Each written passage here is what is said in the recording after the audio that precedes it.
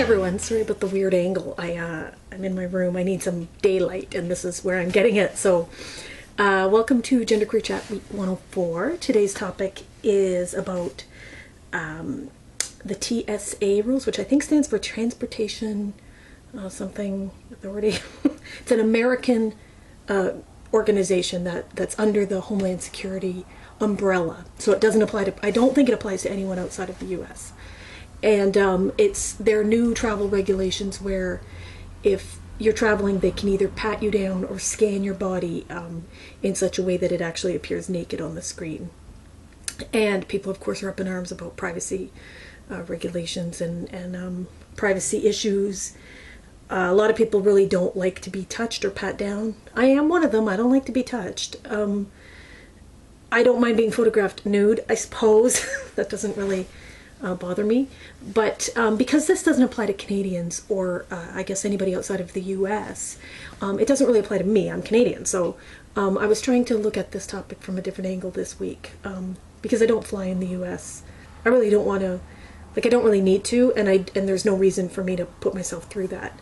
I think Americans are a little bit wackadoo when it comes to their security measures and their anti-terrorism tactics and their just the way that they go about doing things.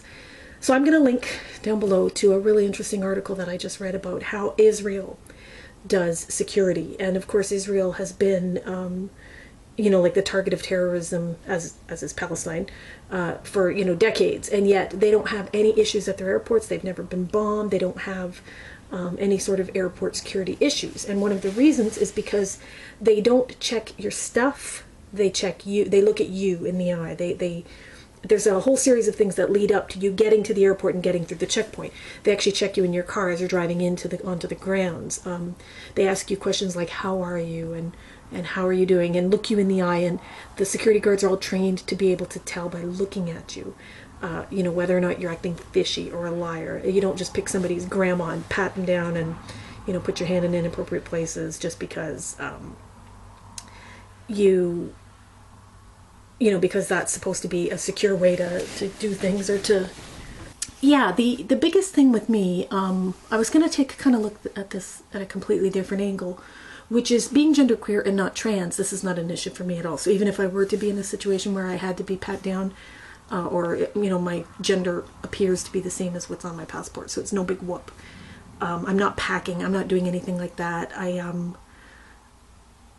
guess what it boils down to is that being genderqueer and being born in a pretty voluptuous female body, I have been kind of disassociated from my body from the time I hit puberty. So from the neck down, I don't really connect to my body at all. I really don't, how am I going to phrase this? Like, for instance, when I have to go to a gyno or when I have to get a pap, I really can't stand it. But it's not like I'm dysphoric about it or I have issue. I disconnect from my body completely when things are being done to my body from the neck down. It's almost like, actually even from the neck up, even at the dentist or whatever, I'm very out of my body. Me and my body, we don't really get along so well. So I don't really have big issues per se. If someone were to pat me down, I wouldn't like it, but I would just accept it. I mean, it would be part of life. I think being in a genderqueer body means at various times in my life, I remember some doctor gave me a breast exam or something, and I remember feeling like a fly on the wall, watching him do this to some woman's body, but it wasn't my body, and I didn't feel violated at all. It wasn't as if I think a lot of women feel violated because they're women and it's your women's parts, but they're not. It's they're not even my parts. I don't know how to describe it other than that. It's a very strange way to look at it, I'm sure. Another angle would be this photography. Well, I think I don't know, most people in my generation probably have nude photographs of themselves with the advent of digital photography. I'm not body conscious. I don't care. I don't think of it as a sexual thing, or I don't think people are eyeing me up. I don't have issues with my body, pictures being taken of my body naked. In fact, I'd rather have pictures being taken of my body naked than being felt up by or touching my junk, as the guy said in the video.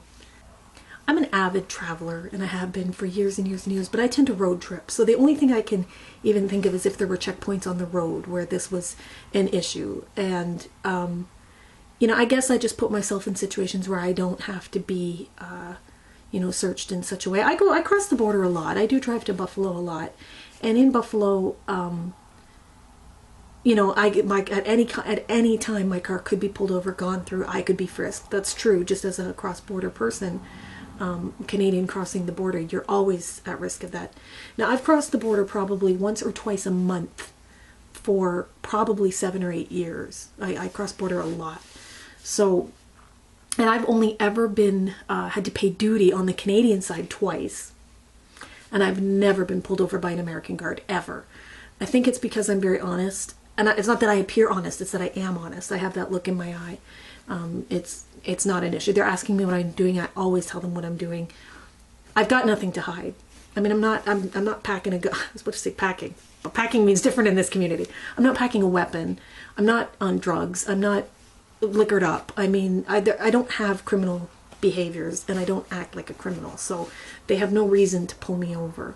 I guess part of the problem with this frisking at the airports is that they are kind of doing it randomly, like they're doing it to people that you wouldn't even think.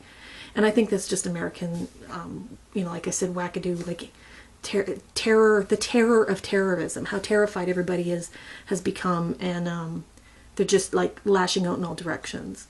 And I think it's crazy because the rest of the world does not behave that way. Only America behaves that way. Only the U.S. I live in Canada, which is part of North America, and our airports we don't have those kinds of you know, crazy behaviors at airports. So I think it's an exclusively an American problem. And unfortunately, as some of the previous people this week were saying, you know, it does suck when you're genderqueer or if you're transgendered, and you know, people are messing with, like, touching your body and asking you a lot of very intimate questions. I heard on the radio too last week there was some very serious issues regarding people who are aged, older people who have things like colostomy bags or like urinary devices. A lot of people, also people who have like a mastectomy, might have a false breast. Now, I think transgendered people, and this is a very blanket statement, I shouldn't make such blanket statements, but I think a lot of transgendered people are, in a sense, kind of used to living with the body and the augmentations they've made to their body. For instance, if they are wearing false, whatever the word is, I don't remember the word for trans women.